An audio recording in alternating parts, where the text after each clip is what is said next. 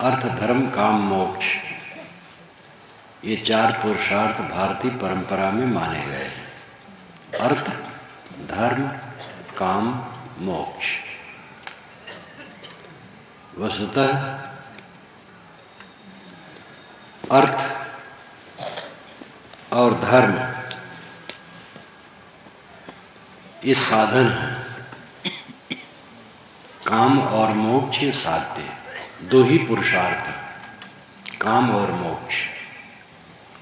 अर्थ धर्म उसके साधन है। पुरुषार्थ का अर्थ है पुरुष का प्रयोजन। पुरुष, अर्थ, पुरुषार्थ। पुरुष का जो अर्थ है, प्रयोजन है, किस अर्थ से बात करते हो, आपका क्या अर्थ है, लोग कहते हैं। तो अर्थ का मतलब प्रयोजन, मतलब पुरुषार्थ, पुरुष अर्थ, पुरुष का प्रयोजन। पुरुष किसे कहते हैं? आत्मा को। पुरुषेते पुरुषः, शरीर रूपी पुर में शयन करता है आत्मा, इसलिए पुरुष कहते हैं। पुरुष का और शुद्ध शाब्दिक अर्थ है आगे आगे प्रकाश करने वाला। पुर उष, ये 2 पद मिलकर के पुरुष शब्द बनता है। पुर उष, पुर नाम आगे, उष नाम जलाना। आगे आगे जो ज्ञान प्रकाश करता है वो जीवात्मा पुरुष है। चाहे नारी के शरीर में हो, चाहे नर के शरीर में हो, चाहे नपुंसक के शरीर में हो, आत्मा मात्र पुरुष है। पुरुष, पुरुष और अर्थ, प्रयोजन, पुरुषार्थ, ये शब्द 3 पदों से हुआ। पुर, उष, अर्थ। पुर आगे, उस जलाना, अर्थ प्रयोजन। आगे आगे जो हरदम ज्ञान का प्रकाश करता रहता है, उस आत्मा का प्रयोजन क्या है? सरल अर्थ करें तो ये ज्ञान में जीव का, ज्ञान स्वरूप जीव का प्रयोजन यहाँ क्या है? 2 प्रयोजन है, काम और मोक्ष। काम का अर्थ है कामना। दुनिया में रह करके चलने के लिए, गुजर बसर करने के लिए कामना भी होती है। शरीर रक्षा के लिए भोजन चाहिए, कपड़े चाहिए, मकान चाहिए। जीवन धारण उपयोगी अनेक वस्तुएं होती हैं, वो चाहिए। इसलिए काम का अपना महत्व है। सामान्य व्यक्ति एकदम ब्रह्मचर्य व्रत में रह करके साधना सभी लोग करें, असंभव है। इसलिए काम का जो अर्थ होता है स्थूल, उसका भी महत्व है। नर नारी हैं, वे सब साधना में नहीं रह सकते हैं पूरा का पूरा। इसलिए वह नर हैं तो किसी नारी से, नारी है तो किसी नर से अपनी योग्यता के अनुसार विवाह करके रहें, संयमित रहें। जो पूरा जीवन ऐसे ही संयमित रह सके, लड़की हो या लड़का, बड़ा अच्छा। लेकिन बाकी लोग समय आने पर विवाह कर लें। विवाह क्यों करते हैं? दैहिक आकर्षण, युवती को युवक के प्रति, युवक को युवती के प्रति दैहिक आकर्षण है। इस आकर्षण का वे संयमन नहीं कर पाएंगे तो समाज में भ्रष्टता होगी। इसलिए विवाह करना कर्तव्य है। विवाह का अर्थ होता है विशिष्ट ढंग से बहन करना। विवाह विशिष्टम बहनम, विशिष्ट ढंग से निभाना, खूब निभाना। पत्नी को पति, पति को पत्नी निभावे। पति के लिए पत्नी धन है, पत्नी के लिए पति धन है।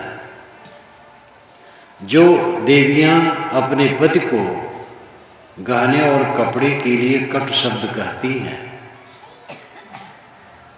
वे सोचनी। जो पुरुष अपनी पत्नी के प्रति कटु व्यवहार करता है वो भी सोचनीय। पति के लिए पत्नी धन है, पत्नी के लिए पति धन है। दोनों प्रेम से आपस में रहें, ये उसका विवाह का अर्थ होता है। पूरा जीवन विवाह में जाना, विवाह विशिष्ट ढंग से वहन करना, ठीक ढंग से निभाना विवाह। दैहिक आकर्षण था इसलिए विवाह किया। अब वो भी समझ में आ गया कि ये दैहिक आकर्षण जो हमारा है ये भी भ्रम है, इसमें सार नहीं मिलता, दुख होता। तो जान लिए अब संयम से रहो। विवाह संयम के लिए ही है। अविवाहित रहते और मन उतना विवेकवान नहीं है, संयम न कर पाते तो अमर्यादित बहते, तो अपना पतन करते, समाज में प्रदूषण फैलाते, ये बुरा होता। इसलिए विवाह कर लिए, अच्छा हुआ। विवाह करने पर समझ में आ गया जिसके लिए आकर्षण था वो आकर्षण व्यर्थ ठहरा, तो अब संयम में चलो। कम से कम पति पत्नी आपस में संयमित रहे, पर पुरुष पर स्त्री से परहेज,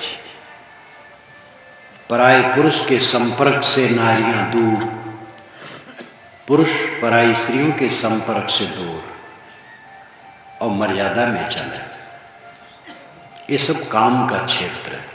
काम, व्यवहार, बर्ताव, इच्छा, सांसारिक वस्तुओं के लिए इच्छा, तो उसका साधन है अर्थ। पैसा होगा तब भोजन होगा। पैसा तो खास चीज नहीं है, भोजन खास चीज है। भोजन भी अर्थ है, असली अर्थ तो वही है। लेकिन बहुत दिनों से पैसे की खोज हुई, सिक्के की खोज हुई। एक जमाना था किसी को कुछ खरीदना होता था, गाय ले जाता था, एक गाय दे दिया और चीज खरीद लाया। गाय धन रही। इसलिए साहब ने कहा गोधन गजधन बाजधन और रतन धन खान, जब आवे संतोष धन सब धन धूर समान। तो पहले उन्होंने गाय को कहा, गोधन था, गाय ले जाकर के दे दिए, तलवार खरीद लाए, तीर खरीद लाए और चीजें खरीद लाए। गाय ही मानो सिक्का थी। आगे चल करके खोज हुई, सिक्के बने, सिक्के बनने में सरलता हो गई। आधुनिक युग में नोट बने और सरल हो गए। लाखों रुपया लोग साथ में रखे रहे, कोई न समझ पाए। तो ये सब वस्तुओं के लेने देने के लिए सुविधाएं हैं। असली अर्थ है जिनका हम उपयोग करते हैं देह व्यवहार में, तो अर्थ की उपयोगिता है। ज्ञानी के जीवन में भी अर्थ चाहिए। ज्ञानी भी भोजन करता है, कपड़े पहनता है, किसी न किसी घर में रहता है, उस घर का नाम आश्रम या कुटिया जो हो। आप लोग बुलाते हैं तो आपके घर में रहता है। जीवन धारण उपयोगी अनेक वस्तुएं उसे लगती हैं, वो सब अर्थ है। बस में बैठेगा टिकट लेना पड़ेगा, ट्रेन में बैठेगा टिकट लेना पड़ेगा, पैसे की जरूरत उसको भी होगी। इसलिए ज्ञानी पुरुष को भी, संत पुरुष को भी अर्थ की आवश्यकता होती है। तो काम लक्ष्य है, पुरुषार्थ है, और अर्थ उसका साधक है। काम यानी संसार की कामना, संसार की कामना, संसार की इच्छा, सांसारिक व्यवहार को संपन्न करने की इच्छा, उसकी पूर्ति के लिए अर्थ की आवश्यकता है। और मोक्ष का साधन धर्म है। अंततः मोक्ष ही पुरुषार्थ है, काम पुरुषार्थ नहीं है। काम तो एक व्यवहार है, मोक्ष के लिए धर्म साधन है। फिर भी अर्थ का उपयोग कोई टाल नहीं सकता है। अर्थ की जरूरत है, लोगों को धन कमाना चाहिए, मेहनत से, किसी का धन छीन करके नहीं, चुरा करके नहीं, बेईमानी बदमाशी करके नहीं, ईमानदारी से मेहनत से कमाओ, उपयोग करो। कोई प्रेम से आपको दे, उसका उपयोग कर सकते हैं, लेकिन धोखा देकर नहीं।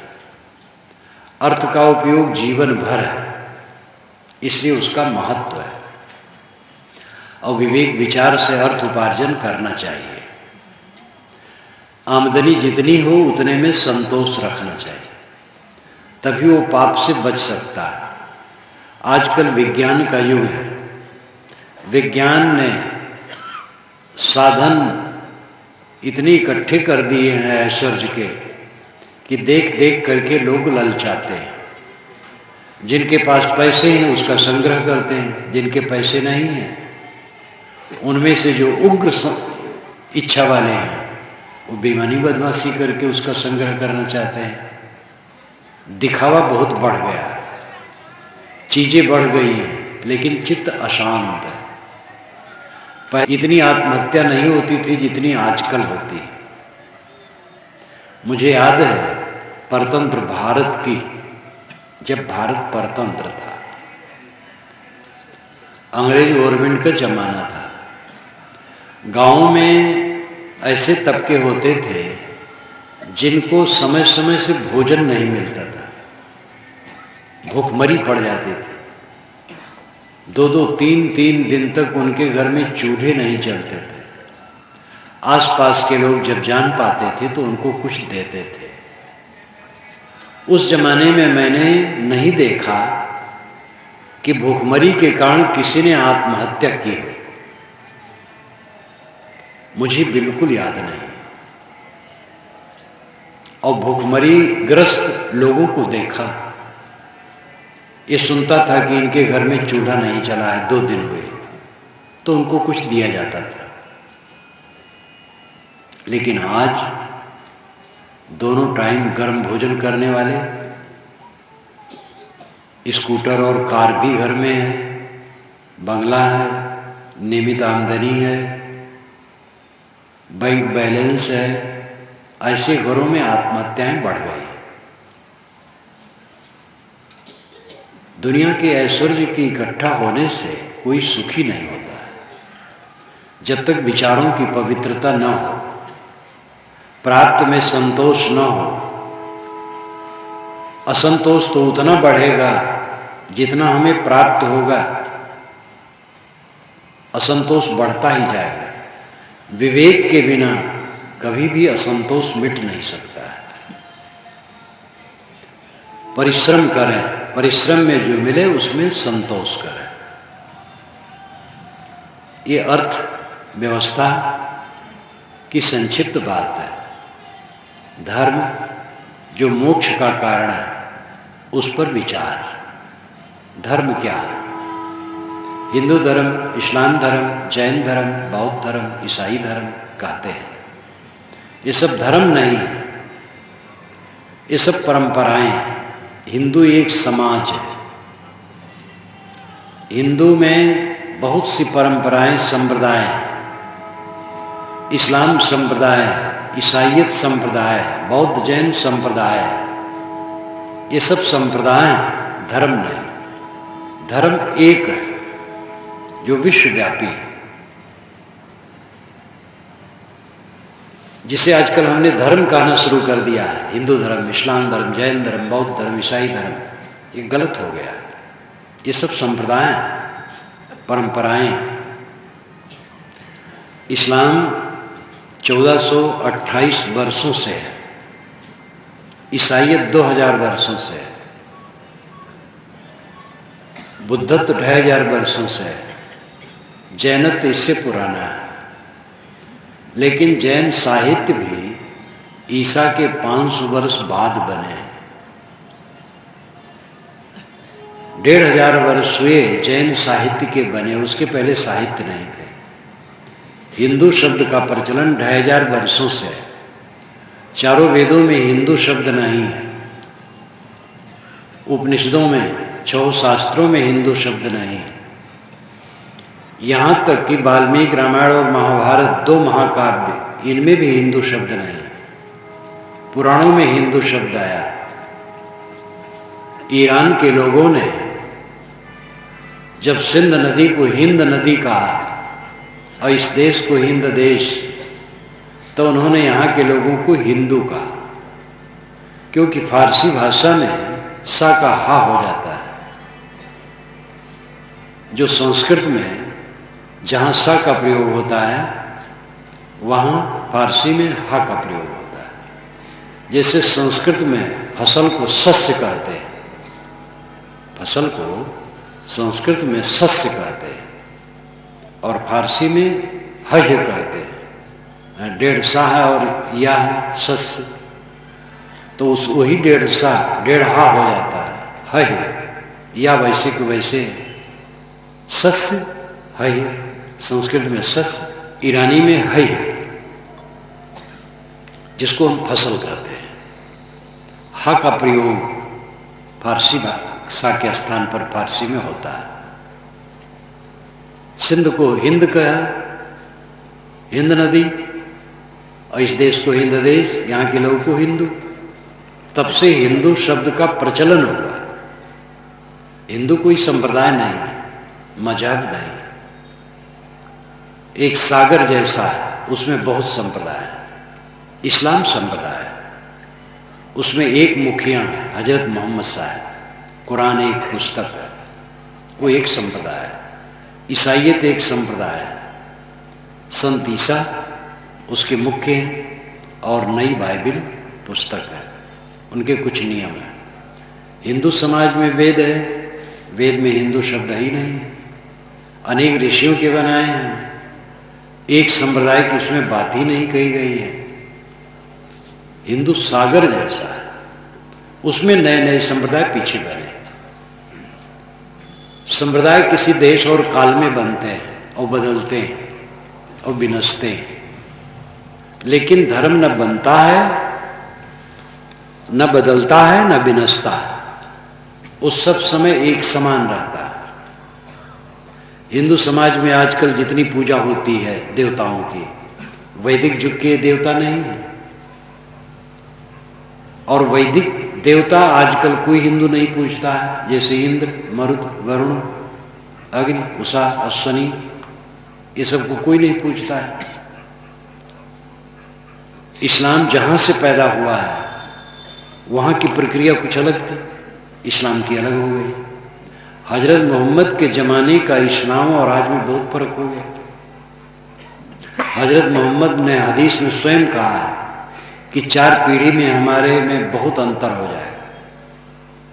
ईसाइयत में परिवर्तन हुआ है, सब में परिवर्तन होता है, संसार का स्वभाव है, हर संप्रदाय में परिवर्तन होता है और दीर्घ काल में घोर परिवर्तन हो जाता है। धर्म में परिवर्तन नहीं होता है, धर्म एक समान सब समय रहता है। धर्म क्या है? नमाज पढ़ना, प्रार्थना करना, राम राम कहना, अल्लाह अल्लाह कहना, ये संप्रदाय की बात है। धर्म की बात क्या है? संयम और शील, अपने पर संयम करना और दूसरे के साथ शील का बर्ताव करना, ये धर्म है। अपने पर संयम, सब कुछ हो गया इसमें। अपने मन को वश में करो, अपनी वाणी वश में करो, अपनी इंद्रियों को वश में करो, अपने आप को, अपने अहंकार ममकार को मार लो, आत्मविजयी हो जाओ, ये धर्म है। जितना कर सको उतना धर्म का पालन होगा। हार जाना,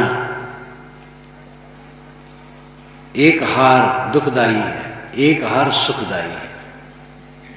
दुनिया में सब हार जाते हैं, काम से, क्रोध से, लोभ से, मोह से, सब हार जाते हैं। जीवन हार जाते हैं। जीवन भजन साधन के लिए मिला और दुनियादारी में बीत गई जिंदगी, तो हार हो गई।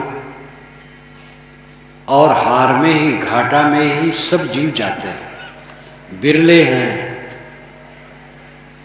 जो आत्मविजयी होते हैं, लेकिन आत्मविजय के लिए दूसरे ढंग से हारना पड़ता है। तब कोई आत्मविजयी होता है। कोई लड़ लड़ के आत्मविजयी नहीं होता है, सह सह कर होता है। कोई एक आदमी क्रोधपूर्वक कटु कह रहा है, हम भी क्रोधपूर्वक कटु कह रहे हैं तो हम हार गए। वो कटु कहे और हम मीठा बोले या मौन रहे तो ये हमारी जीत होगी। हार ही जीत है, आध्यात्मिक क्षेत्र में हार ही जीत है। हारा सो हरि को मिले, जीता जमपुर जाए, ये साहब की आदि साखी है। जो हारता है वो हरि को मिलता है और जीतता है वो जमपुर को जाता है।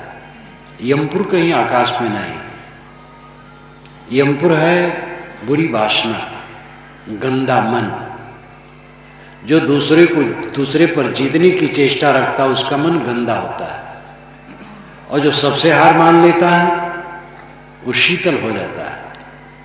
सबसे हार मान लेना, एक दिन अभ्यास करके देखो। आपके घर में कोई आपको कट कहे, आप शांत रहे, निर्विकार भाव से शांत रहे, मन में प्रतिक्रिया न हो, प्रसन्न मन से शांत रहे, तो आप देखेंगे कितना आनंद है। कोई कट कहता है, आप भी कट कहते हैं, कलह बढ़ जाता है, दुख बढ़ जाता है, तनाव बढ़ जाता है। उसका मन नरक हुआ, आपका भी मन नरक हुआ। कोई कट कहता है, आप भी कट कहते हैं, कलह बढ़ जाता है, दुख बढ़ जाता है, तनाव बढ़ जाता है। उसका मन नरक हुआ, आपका भी मन नरक हुआ। लेकिन किसी ने कटु कहा और आप शांत रहे, वाणी भी शांत रही, मन भी शांत है, मन में कोई प्रतिक्रिया नहीं, मन में उसके लिए सद्भाव है, तो ये आत्मविजय है। ये आत्मविजय हार करके मिलती है। ध्यान दीजिए, हारोगे तभी आत्मविजय मिलेगी, नहीं मिलेगी। कल्याण चाहते हो तो हारो, पत्नी से हार जाओ, पति से हार जाओ, पिता से हार जाओ, बच्चे से भी हार जाओ, शिष्य से भी हार जाओ, पड़ोसी से हार जाओ, सबसे हार जाओ। शांत, गंभीर, सहनशील हो जाओ। वाक बाण बाहर से गिरे अपने ऊपर, सब सहते जाओ, पूरा का पूरा सह लो। देखो फिर कितना अमृत रस जीवन में झरने लगेगा। लेकिन ये कमजोर स्नायु का आदमी नहीं कर सकता है, बहुत बलवान व्यक्ति कर सकता है। कमजोर आदमी तो लाठी लेके खड़ा होता है, झगड़ा करता है। बहुत बलवान होगा, वो कट शब्द सुन करके शांत रहेगा, प्रतिक्रिया रहित रहेगा, रिएक्शनलेस, कोई रिएक्शन नहीं। बहुत बलवान आदमी ऐसा होगा जो ऐसा कर सकेगा। सहने में बलवान बनो, तब आत्मविजयी हो सकते हो। असली धर्म है सह लेना। धर्म युद्ध के नाम पर चले हैं, वो धर्म युद्ध नहीं था, सांप्रदायिक विद्वेष था। धर्म में कहीं युद्ध होता है? धर्म में तो दूसरे की सेवा होती है। सह लो, दूसरे की सेवा करो। धर्म की परिभाषा मैंने की, अपने पर संयम और दूसरे के लिए शील का बर्ताव। शील का बर्ताव यानी प्रेम का, करुणा का, स्नेह का बर्ताव। शील शब्द बड़ा गंभीर है। शील का अर्थ होता है कोमल भावना, शील का अर्थ होता है चरित्रनिष्ठा, शील का अर्थ होता है समस्त सद्गुणों का समुच्चय। साहब ने कहा, शीलवंत सबसे बड़ा, सब रतनों की खानी, तीन लोक की संपदा रही शील में आनी। शीलवान बनो, दूसरों को मुझसे तकलीफ न हो, ये ख्याल रखना शील का मुख्य लक्षण है। मेरे द्वारा दूसरों को तकलीफ न हो, बन सके तो उनकी सेवा हो, ये भावना रखना शील का लक्षण है। और ये तभी होगा जब अपने पर संयम हो। जो अपने पर संयम नहीं कर सकेगा वो दूसरे के साथ शील का व्यवहार नहीं कर सकेगा। महाराज राम ने अपने पर संयम किया तो माँ बाप के लिए शील का बर्ताव किया, भरत के लिए शील का बर्ताव किया, राज छोड़ करके बिल्कुल चुपचाप चले गए। वो चाहते तो न जाते, 10 दिन के बाद उनको तो राजा होना ही था। भरत आते, उनको राजगद्दी देते, लेकिन चुपचाप चले गए, एकदम हार मान लिए, मौन शांत, कोई ऐतराज नहीं। ये अपने पर कठोर संयम है। एक राजकुमार 14 वर्ष के लिए कठोर तपस्वी जीवन स्वीकार ले, बहुत बड़ी बात है। शर्त ऐसी थी कि 14 वर्ष तक कोई किसी गांव नगर में नहीं जा सकते, किसी का दिया हुआ कुछ नहीं खा सकते, स्वयं उपार्जन करें और खाएं, झोपड़ी में रहें।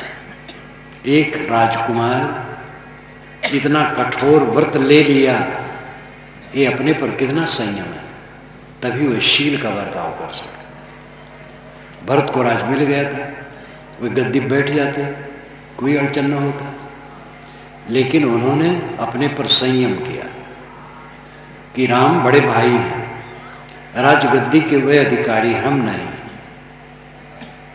और उन्होंने जा करके उनके चरणों में अर्पित कर दिया। जब वे नहीं लौटे तो उन्होंने सेवा की, राज की, भोग नहीं किया। जंगल में महाराज राम जितना कष्ट उठा करके रहते थे, उस ढंग से तितिक्षा से भरत जी अयोध्या से बाहर जंगल में रहते थे। आप जब कभी भी अयोध्या जाएं तो इलाहाबाद से जब आप अयोध्या जाएंगे तो अयोध्या के और फैजाबाद के भी बहुत पहले भरत कुंड एक जगह है, वहां पर वे रहे, तपस्वी होकर के अपने पर संयम उन्होंने किया, तब राम के साथ शील का बर्ताव कर सके। महाभारत की कहानी है, कौरव पांडवों में दोनों में अपने में संयम नहीं था, इसलिए दोनों के साथ शील का बर्ताव नहीं कर सके। दोनों 18 दिन में कट के मर गए। कौरव वंश पूरा नष्ट हुआ, पांडव भी 5 रह गए, लेकिन जब तक जिए रोते रहे। स्त्रियां विधवा हो गई, वे आग में कूदकर, पानी में कूद करके उन्होंने अपना विसर्जन किया। युद्ध के बाद कहीं भी सुख शांति नहीं होती। कौरव पांडव अपने में संयमित नहीं थे, इसलिए वे शील का बर्ताव नहीं कर सके। राम और भरत दोनों अपने में संयमित थे, इसलिए दोनों के साथ उन्होंने शील का बर्ताव किया। ये धर्म है, अपने पर संयम और दूसरे के लिए शील का बर्ताव। हिंदू वह है जो अपने पर संयम करे और गैर हिंदू के लिए शील का बर्ताव करे। मुसलमान वह है जो अपने पर संयम करे, परहेजगारी से रहे और दूसरे के साथ रहमदिली का व्यवहार करे, प्रेम का बर्ताव करे। ऐसे सब की बात है।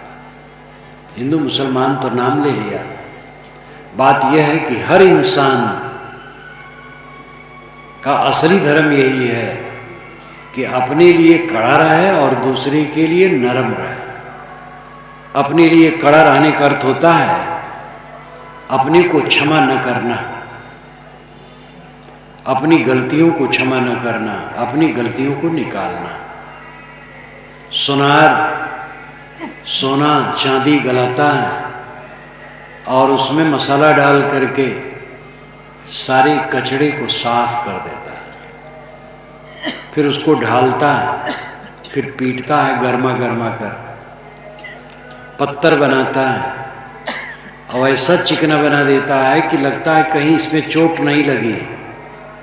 फिर नक्काश करता है, मोड़ता है, नक्काश करता है आभूषण के रूप में तैयार करता है, फिर उसे धोता है मसाले से, तो वो चमचमाने लगता है। अपने जीवन को हम इसी ढंग से बनाएं।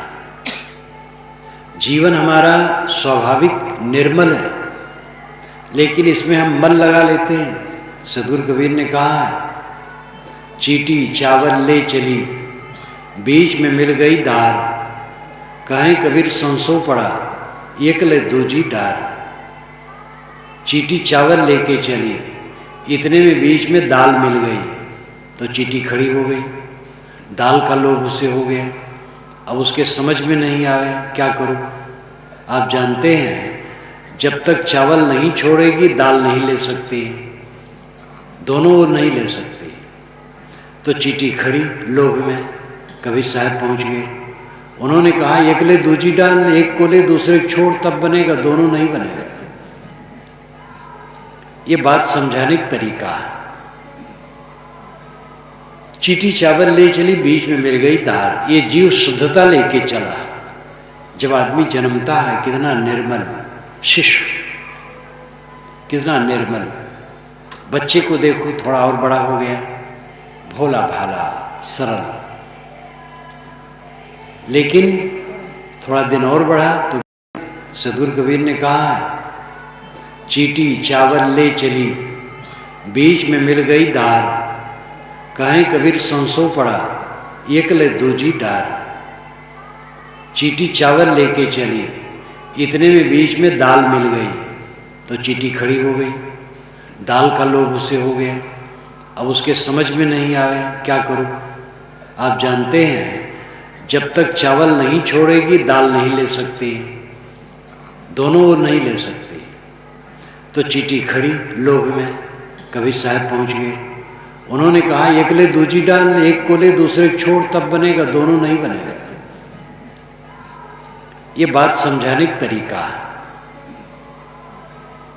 चीटी चावल ले चली, बीच में मिल गई दार। ये जीव शुद्धता लेके चला।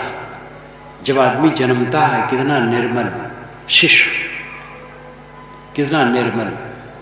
बच्चे को देखो, थोड़ा और बड़ा हो गया, भोला भाला सरल। लेकिन थोड़ा दिन और बढ़ा तो बीच में मिल गई दार, बीच में माया मिल गई, तो दोनों एक साथ नहीं बनेंगे। एक ले दूजी डार, माया या राम, दोनों में एक ही चलेगा। माया है मन का मोह, मन का विकार। राम है अंतरात्मा। अंतरात्मा की शुद्ध तभी रहेगी जब विकारों से दूर रहे। जीवन स्वाभाविक निर्मल है। इस निर्मलता को बनाए रखना ये सच्ची साधना है। कितना आदमी नमाज पढ़ता है, कितनी प्रार्थना करता है, कौन नाम जपता है, कौन मंत्र जपता है, किस संप्रदाय में रहता है, कैसा वेश है, इसका महत्व नहीं। इसका महत्व है कि उसका मन कैसा है। मन में राग, द्वेष, कलह, कल्पना, दुर्व्यवहार की भावना अगर ये है तो सब बेकार है। वाणी कैसी है? वाणी कटु है, अश्लील है, असत्य है, सब बेकार है। इंद्रियों में आचरण नहीं है अच्छा। पराई स्त्री पर कुदृष्टि, पर पुरुष पर कुदृष्टि, पराये धन पर कुदृष्टि, दूसरों को तकलीफ देने की भावना, नशाखोरी, अभक्ष भक्षण, ये सब है। तो कोई पूजा पाठ करे, कोई प्रार्थना करे, क्या मतलब होता है? जीवन की असली पूजा है जीवन को पवित्र रखना। सहज साधना से ये बहुत सरल हो सकता है। कबीर साहब ने सहज साधना और सहज समाधि ये दोनों कही। समाधि पर भी समय से चर्चा होगी। सहज साधना, उनकी सहज साधना है कि जहाँ कहीं हो अपने मन को देखते रहो और धोते रहो। अन्य साधनाएं होती है उसके लिए देश काल चाहिए। जैसे कि भीड़ भाड़ से हट करके एकांत कमरा होना चाहिए, अथवा जंगल हो, बाग हो, सुनसान जगह हो, और सवेरा चाहिए, शाम चाहिए, समय की भी बात होती है। स्नान करके चाहिए, बिना स्नान किए नहीं।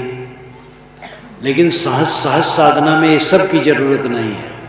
ना अमुक देश की जरूरत है, ना अमुक काल की जरूरत है, ना स्नान की जरूरत है।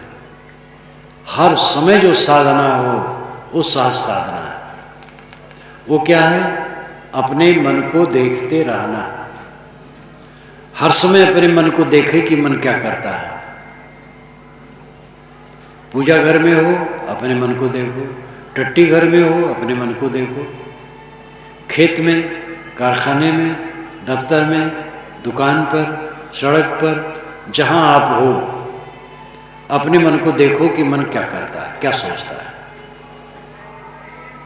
और अपने मन को ठीक करो। हर समय मन को देखो। जहां मन देखने में आ जाएगा वहां सुधार शुरू हो जाएगा। अगर आप रास्ता चलते चलते सामने सांप देखे तो झट से हट जाएंगे, बिच्छू देखे तो वहां से भी हट जाएंगे, गंदगी देखे वहां से भी हट जाएंगे। देख लेने के बाद सुधार अपने आप होता है।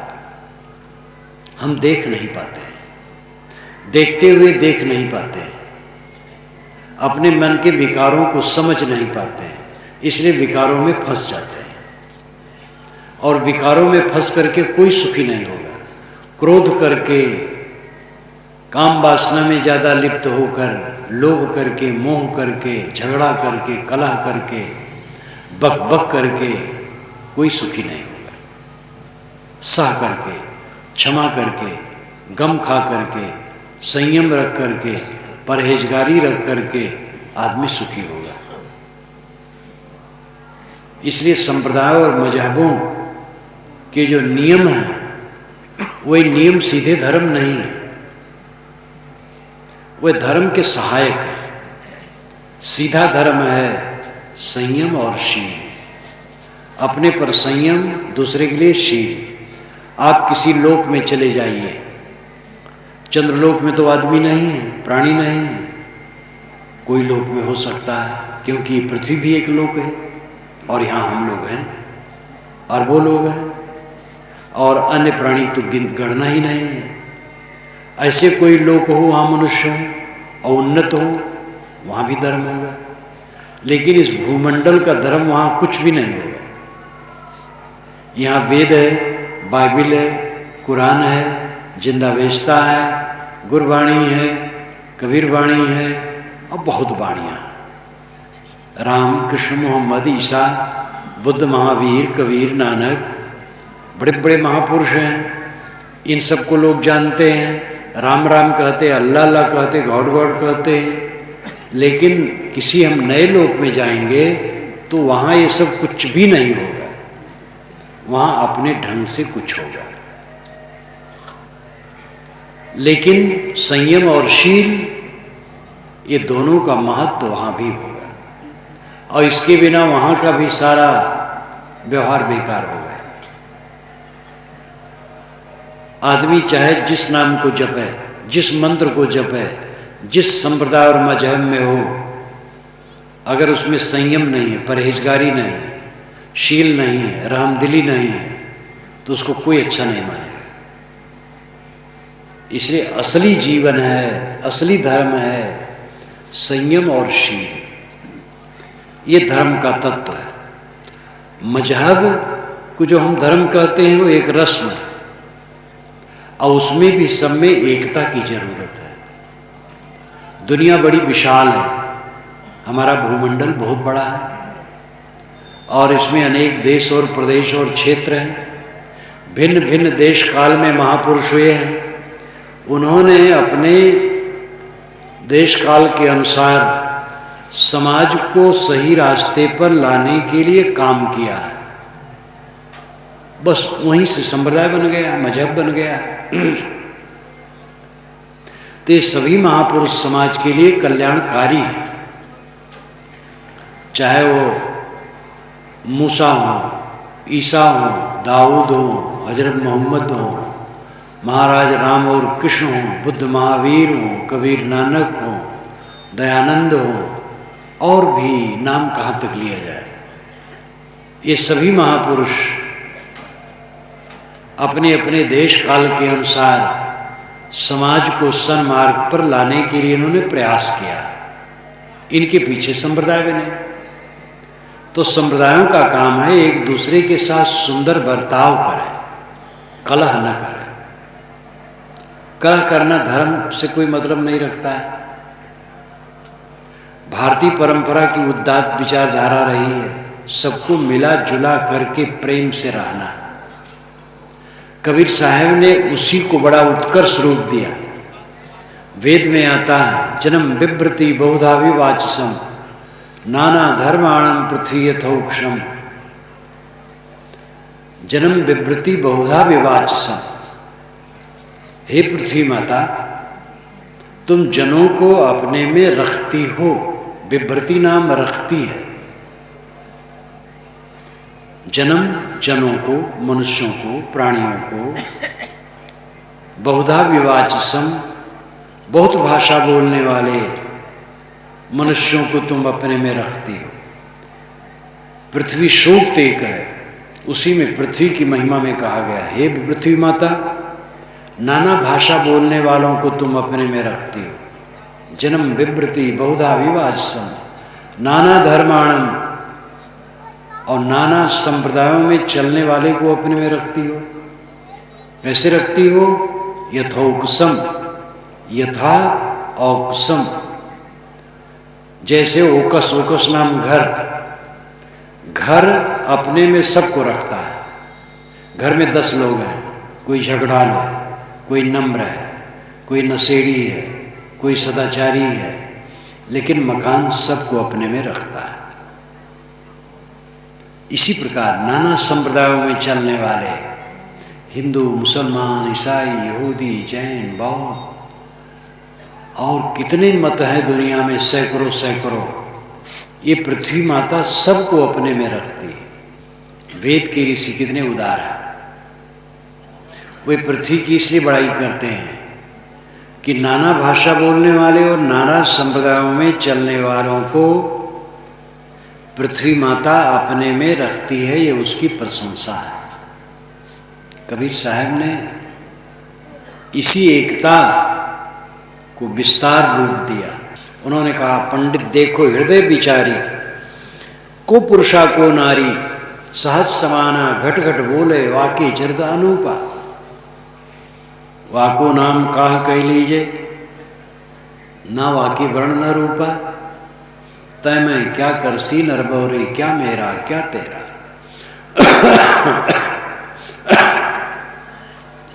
राम खुदाए शक्ति शिव एक है। ध्यान दीजिए, राम खुदाए शक्ति शिव एक है। कौधो का ही नहीं हो रहा। वेद पुराण किताब कुराना नाना भांति बखाना, हिंदू तुर्क जैन और जोगी एक अलकाहु न जाना। लोगों ने नाना प्रकार से कहा है, वेदों में, कुरान में, बाइबिल में और ग्रंथों में, पुराणों में नाना ढंग से बातें कही गई हैं, न कि नाना ढंग से वस्तुएं हैं। जैसे पानी, पानी को वाटर कहा जाता है इंग्लिश में, लेकिन संस्कृत में आप कहा जाता है, फारसी में आब, अरबी में आब कहा जाता है। तो ये भाषा है अपनी अपनी। पानी तो वही है, पानी में कोई फर्क नहीं है। भारतवर्ष में पानी शब्द का प्रचार हुआ। पानी शब्द संस्कृत का नहीं है, किसी भी संस्कृत साहित्य में पानी नहीं है। पान है, पान कहते हैं पीने को। पानी पिया जाता है, इसीलिए कभी पीने वाली चीज जल को पानी कहा जाने लगा। पुराने साहित्य में, संस्कृत साहित्य में पानी कहीं नहीं। लेकिन पानी तो सदा है, धरती पर पानी सदा है, आकाश में पानी सदा है। पानी को, वाटर को, जल को, तोय को, नीर को, आब को, बात एक है। ऐसे राम को, रहीम को, बात एक है। मनुष्य, हिंदू को, मुसलमान को, एक शिशु, नवजात शिशु सड़क पर मिले, वो न भी हिंदू है न मुसलमान है, वो ईमानदार मनुष्य है, उसको क्या कहोगे? ये तो थोड़ा बड़ा हो करके तब नक्काश बनाया जाता है शरीर में और वेश में। इसलिए असलियत एक है। कुपुरुषा को नारी, साहब कहते नारी और पुरुष भी क्या आत्मा भिन्न है? भिन्न तरीके से आत्मा नहीं है। नारी और पुरुष के शरीर में कुछ अंगों की बनावट का अंतर है, बस। दोनों में ज्ञान, भक्ति, वैराग के बीज हैं। दोनों को बंधन है, इसलिए दोनों मोक्ष के अधिकारी हैं। दोनों पाप पुण्य जो करते हैं उनको कर्मफल भोग लगते हैं, और इसीलिए दोनों में से कोई ज्ञान, भक्ति, वैराग से चल करके मोक्ष प्राप्त कर सकता है। इसलिए नारी पुरुष में अधिकार सबका बराबर है, किसी कम अधिकार नहीं है। हमारे पंडितों ने कहा कि वेदों में स्त्रियों का अधिकार नहीं है, जबकि वेद के मंत्रों की रचयिताएं 1 दर्जन से अधिक स्त्रियां हैं। जब वे वेद के मंत्र लिख सकती हैं, रच सकती हैं, तो पढ़ नहीं सकती। शूद्र अधिकारी नहीं है। शूद्र कहे जाने वाले लोग भी वेद के मंत्रों की रचयिता हैं। इसलिए बीच में गड़बड़ियां बहुत हुई हैं। चारों वेदों में कहीं नहीं कहा गया है कि वेद का अधिकारी अमुक है और अमुक नहीं है, मानव मात्र अधिकारी है। मनुर्भो जनया दिव्यम जन्म, ये ऋग्वेद में कहा गया। मनुष्य बनो और दिव्य जन समाज पैदा करो। भारतीय परंपरा का मूल वेद और उपनिषद इत्यादि हैं, उसमें उदार विचार है। इसके लिए कबीर साहब ने अपने जमाने में देखा बौखलाहट बहुत, उन्होंने बहुत झकझोर के कहा, क्योंकि उनकी स्थिति कुछ अलग थी। उस जमाने में हिंदू मुसलमान का कलह ज़्यादा था, और उन्होंने दोनों को फटकारा और दोनों की वास्तविकता को बताया कि दोनों वही हो, दोनों एक ही बात कहते हो। शब्दों की हेरा फेरी में झगड़ो मत, प्रेम का व्यवहार करो। संप्रदाय सनातन नहीं है, संप्रदाय बनते हैं, बदल जाते हैं। इस धरती तल पर 2500 वर्ष के पहले का कोई संप्रदाय नहीं है। सब संप्रदाय 2500 वर्ष के अंदर के हैं, और जो संप्रदाय आज हैं हजारों वर्ष में बदल करके पता नहीं क्या हो जाएंगे। इसलिए संप्रदायों पर जोर नहीं होना चाहिए। संप्रदाय और मजहब वाले मान रखे हैं कि हमारे मजहब और संप्रदाय से ही मोक्ष और स्वर्ग है, दूसरे से नहीं। ये हैकड़ीपन है। मोक्ष और स्वर्ग मजहब और संप्रदाय की चीज नहीं है, ये व्यक्ति की चीज है। मन में मैल है, नरक है। मन पवित्र है, स्वर्ग है। मन में आसक्ति है, बंधन है। मन अनासक्त है, मोक्ष है। ये स्वर्ग, नरक और मोक्ष और बंधन की परिभाषा है। स्वर्ग और नरक जो पौराणिक कल्पनाएं हैं कि नरक लोक है, स्वर्ग लोक है, वो काल्पनिक है। कहीं न स्वर्ग लोक है न नरक लोक है। मन की मलिनता ही नरक है।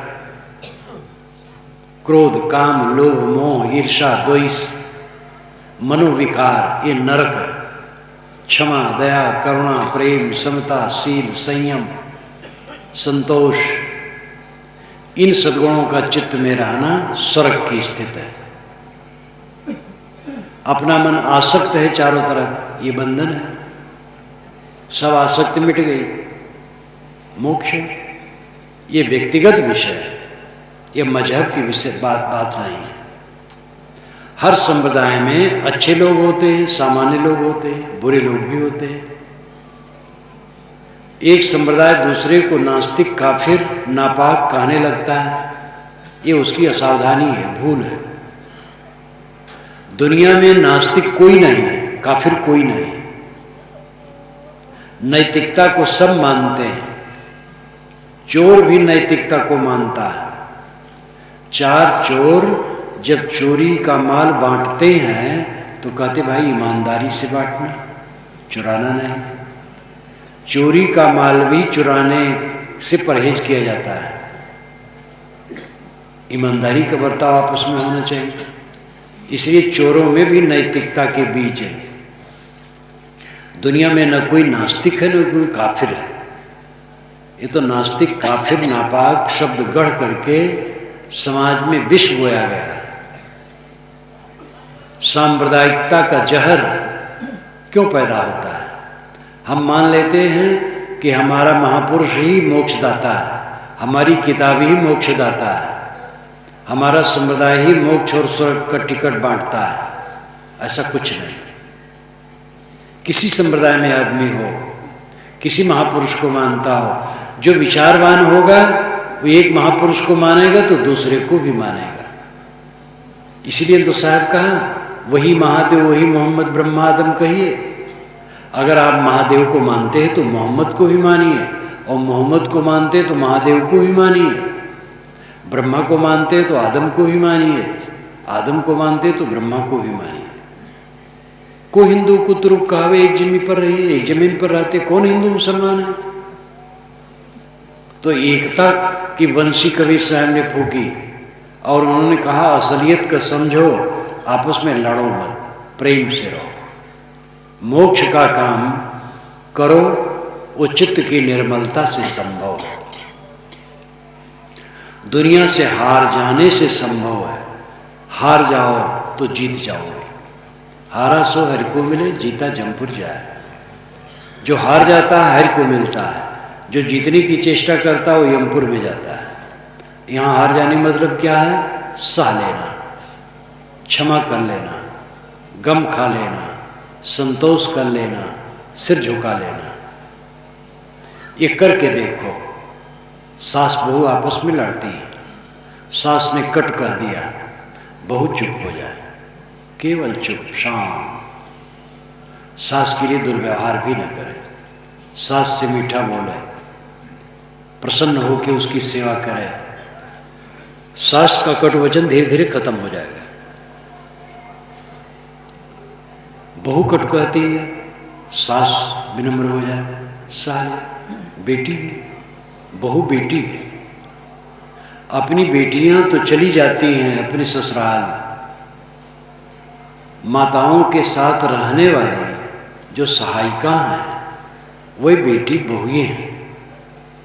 कितनी माताएं इस चीज को नहीं समझती हैं। बेटी से तो बड़ा प्रेम, बहुत बढ़िया प्रेम होने चाहिए, बहू से प्रेम नहीं, और बहू से लाग डांट बना रहता है। और ऐसी हरकत से जब ये दीर्घ काल तक चलता है तब सास बूढ़ी हो जाती है, एक किनारे बैठ गई। अब बहू का घर में शासन चला तो सारी कसर वो सास से निकालती है और सास का जीवन कष्टमय हो जाता है। सास को चाहिए कि बहू पुत्री समझे, बहू पुत्री, असली पुत्री बहू है। वो बुढ़ापा तक नहीं, अपनी मृत्यु तक साथ देगी। सास की मृत्यु होगी तब तक वो साथ देगी। इसलिए सास साले अगर कहीं बहू में कुछ ऐसा स्वभाव है कट, तो सास साले पुत्री मान करके देखो, बहू सुधर जाएगी। सहना सीखो तो। ये झगड़ा बढ़ता है कहते कहते। हमने कुछ कहा है आपको, आपने हमें कहा, फिर और हमने कहा, कहते कहते बढ़ गए। एक कट कहा, दूसरा और कट कहा, तीसरा और कट कहा, बस लंका कांड शुरू। कोई कहा, आप न कहा, शीतल हो जाए। इसमें लगता है कि हम तो, हमारी तौहीन हो गई। कोई हमें गाली दे, हम चुपचाप रहे तो निकम्मे हैं। हम भी गाली दें, लाठी ले लें। ये ज़्यादातर लोग समझते हैं। कोई गाली दे आप मौन रहो, शांत, सिर झुका दो, देखो कितना आनंद आएगा। वो शर्मा जाएगा, सब आपके पक्षधर हो जाएंगे, उसी को लोग कहेंगे। लेकिन बहुत वीर आदमी होगा वो ऐसा कर सकता है, कायर आदमी नहीं कर सकता। कायर आदमी तो लड़ता है, कायर आदमी गाली देता है, कायर आदमी उद्वेगित होता है, उलझता है, क्रोध करता है। क्रोध में तो कितने लोग कांपने लगते हैं, थरथराने लगते हैं। ये कायरों का लक्षण है। वीर का लक्षण है स्थिरता, गंभीरता, शांत। बिजली परे समुद्र में कहा सकेगी चार। समुद्र में बिजली गिरी, समुद्र का क्या बिगाड़ेगी? अपना ही बुझ जाएगी। समुद्र के समान सहनशील बनो, इसकी जरूरत है। कलह नरक है, प्रेम स्वर्ग है। घर घर में कलह है। कितने घरों में शाम को जब लोग इकट्ठे होते हैं तो एक दूसरे से बात नहीं करते। भोजन का समय आया तो पिता भोजन में बैठा है, पुत्र बाहर बैठा है। भाई के साथ भाई भोजन नहीं कर सकता। सुबह उठे जिसके मन में जो आया किया, आपस में कोई मीटिंग नहीं, न ईटिंग न मीटिंग। साथ साथ ईटिंग भी नहीं और मीटिंग भी नहीं। एक साथ बैठ करके खा भी नहीं सकते, एक साथ बैठ करके बतिया भी नहीं सकते। तो ऐसी जगह नरक के सिवा क्या है? कलह नरक है, प्रेम स्वर्ग है। अगला आदमी गलत कर दिया, अब आप भी वैसे किए तो बराबर हो गए। साहब ने कहा वो तो वैसा ही हुआ, तू मत हो अयान। वो निर्गुणिया तय गुणवंता मत ये कई में शान। वो ऐसा हुआ उसकी गलती है, तुम भी वैसे मत बनो। क्योंकि तुम स्वयं मानते हो निर्गुणिया और तुम गुणवान हो, तो एक में क्यों मिलाते हो? किसी ने गाली दी, हम क्यों गाली दें? गाली दे करके उसने अपने मन और वाणी को खराब किया, तो हम क्यों गाली दें? हमारी मन वाणी खराब होगी फिर। ये सब बातें गंभीरता से समझने की है और करने की है। ये खास साधना, ये धर्म साधना है।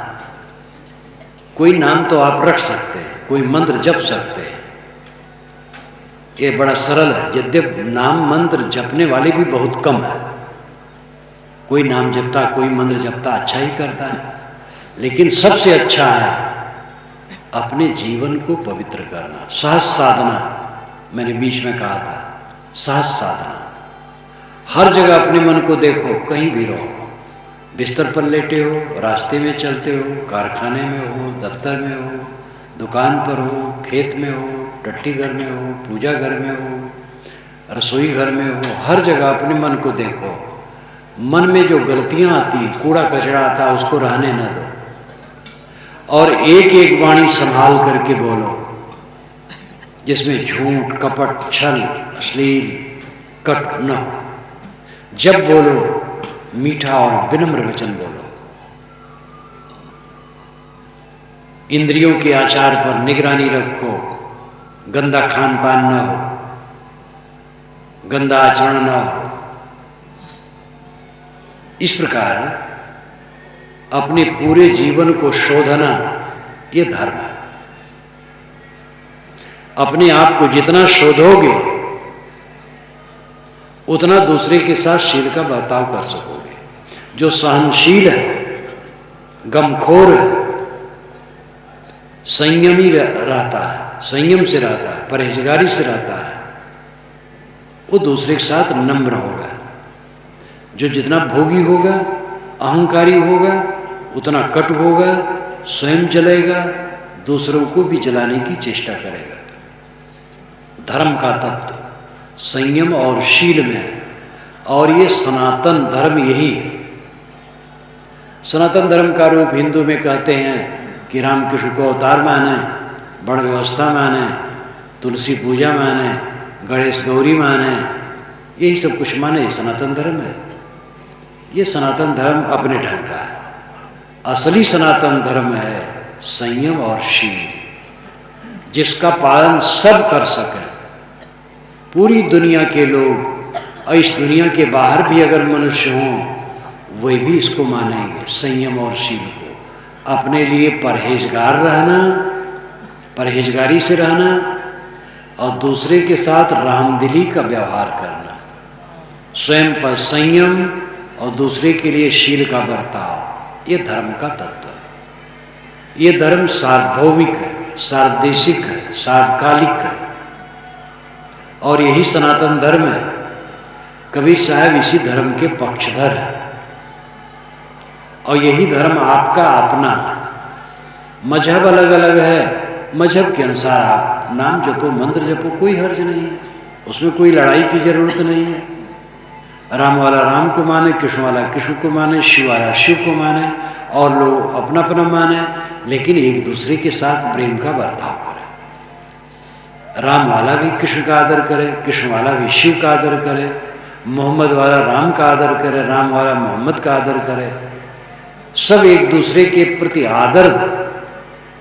आपके घर में कोई मुसलमान आ जाए, नमाज पढ़ने के समय है तो नमाज पढ़ने की जगह दो और नमाज पढ़ ले।